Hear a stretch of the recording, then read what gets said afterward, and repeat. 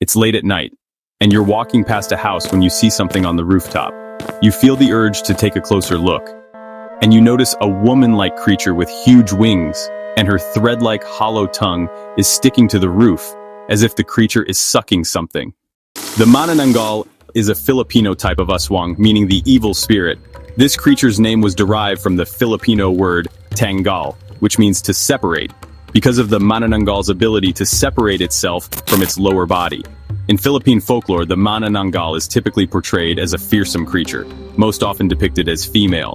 Manananggal's body bisects, leaving the lower half of it somewhere safe, and the upper half grows large, bat-like wings, used to fly at night in search of victims. She then goes off in search of houses where pregnant women reside. Upon choosing a suitable victim, the Manananggal alights on the house and inserts her tongue through the roof. The tongue is long, hollow, and extremely flexible. She uses it to puncture the womb of the sleeping woman and to suck out the fetus. Manananggal is described to be disguised as a beautiful woman at day, and at times she seduces men with her beauty and lures them to a private place before eating them alive. She usually eats the insides like the heart, stomach, or the liver. In 2023, police in the Philippines were working to ease the fears of residents in a city where reports of a fearsome creature had been circulating.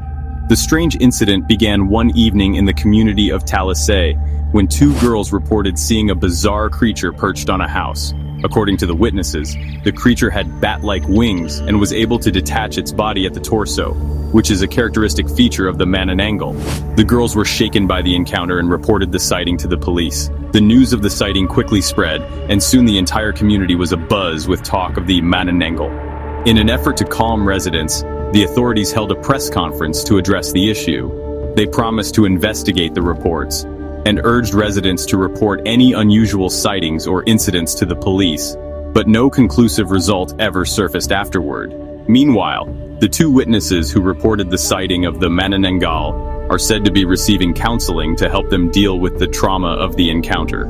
Another example of the chilling effect the Manananggal has on local populations was witnessed in the 1992 elections in the Philippines. The Tondo district of Manila was consumed with rumors of a Manananggal terrorizing the area, as reported by the Associated Press. The Chicago Tribune mentioned that many local women suffered miscarriages during this time and attributed them to the Manananggal. "In my village, no pregnant woman goes out after dark," Elvira Militante told the Chicago Tribune. Another sighting that caught my eye was from Dejal, a Filipino who is currently a manager at Bureau in Indonesia. "I had a real experience of seeing this monster. I was a young boy at that time, and our house was in a small town with only a few neighbors and surrounded with trees. The wife of our neighbor was pregnant at that time, and their house was a small hut with windows that can't be closed, which simply means you can see the stars in their house during nighttime.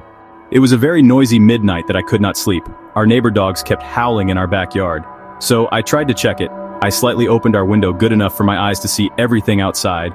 And, well, I was fascinated because the moon was so bright, and there were no dogs in our backyard, so I looked at our neighbor's house, and there I saw the howling dogs. But when I looked at the window, I saw something dark floating.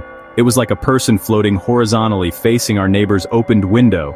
I was very scared because it's hard to describe that dark floating thing, even though the surroundings were clear. I closed the window and went straight to my bed, covering myself with my pillow, and tried to sleep again. On the next day, I talked to my friend about what happened last night, and I asked him if there was something unusual that happened in their house that night. He said he and his siblings were guarding their mother all the time, and they were aware of the possible attacks of the aswang.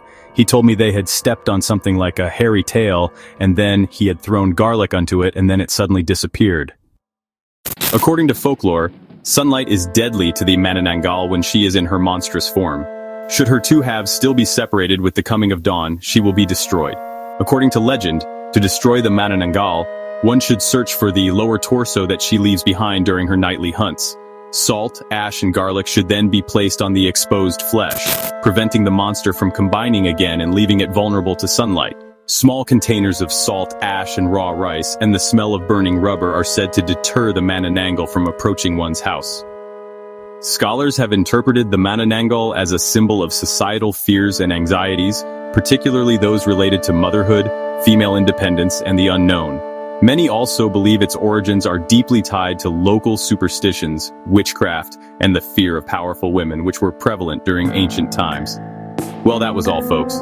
Stay tuned for more.